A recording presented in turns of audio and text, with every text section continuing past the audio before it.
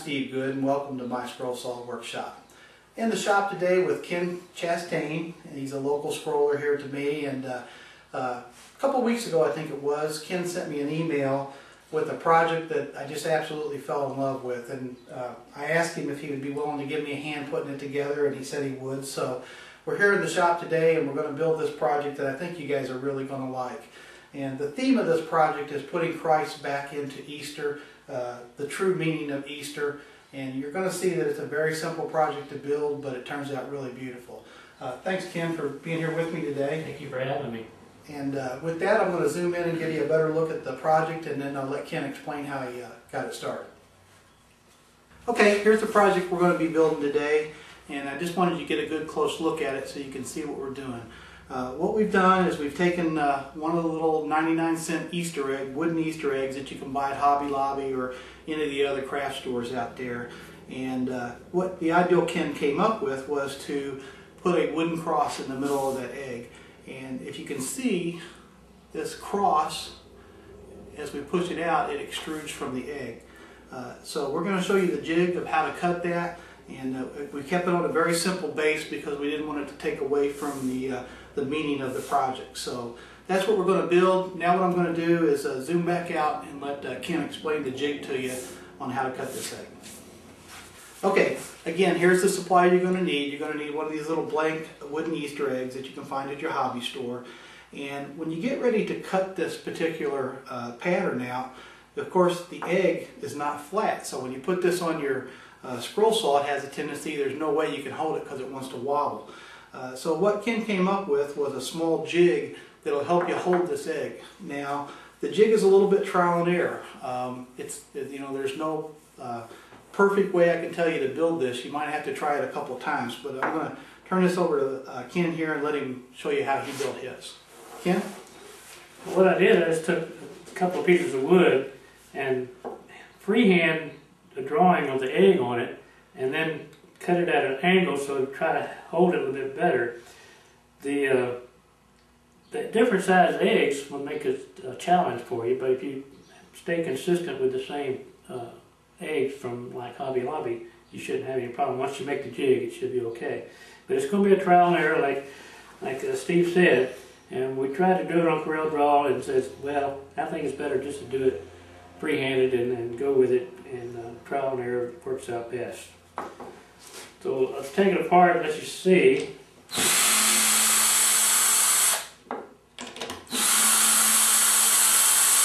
Of course, having the two pieces, so the top clamps down pretty hard on the egg and it doesn't move. The first one I did, it really moved a lot on me, and I was very dissatisfied with it. So I would hope that once you get the jig made, that it wouldn't move on you and you would be happy with it and really produce it. So I made mine pretty tight.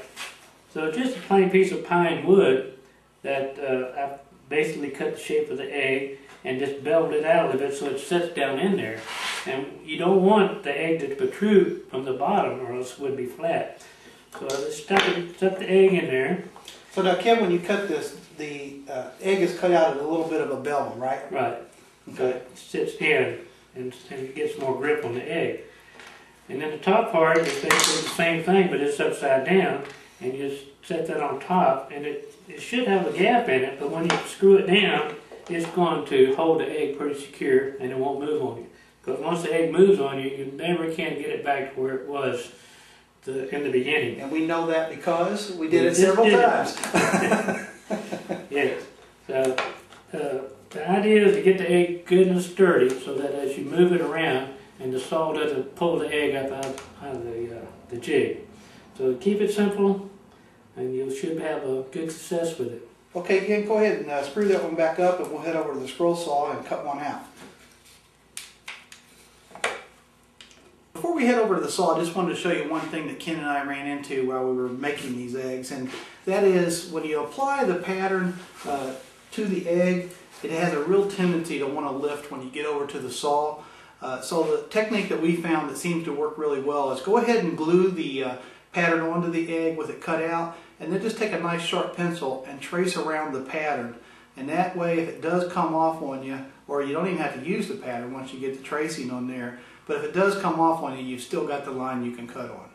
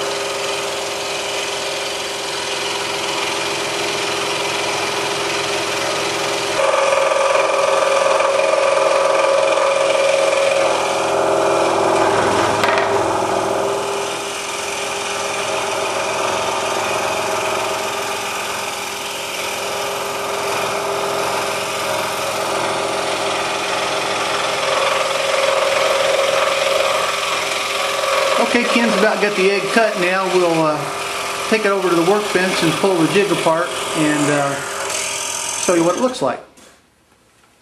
Okay, Ken's got the egg cut out now. We're going to go ahead and pull the jig apart and see what we've got.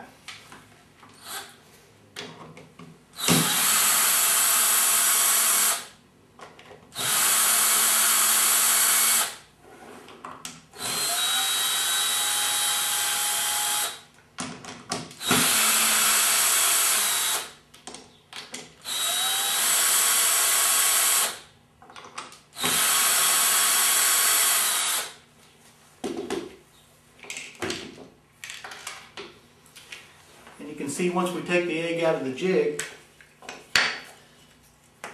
then you can set the egg down and pull the cross out.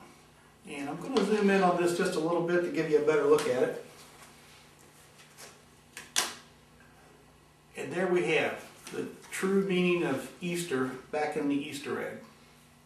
Okay, that's the project that we were going to do today. I hope you enjoyed it, and I think you'll find that this is going to make a great gift for family members and friends. They're really going to like this project. It's easy to make. Once you get the jig built, you're going to be able to turn these out very quickly. And then, in our case, we used a little lemon oil to finish it off and some spray lacquer. So you're going to be able to turn these out at least, I think you could easily do 5 of them in an afternoon. And Ken, I just wanted to thank you for stopping by today. Thank you. It was a great idea you came up with, and I really appreciate you sharing it with all of our readers. Well, thank you for all the work you do for us. I All we appreciate can it. contribute to you. Well, thanks, and maybe we can get together and do another one. Yes, look Thanks forward a to lot. it. Okay, don't forget to visit my blog at www.scrollsawworkshop.blogspot.com.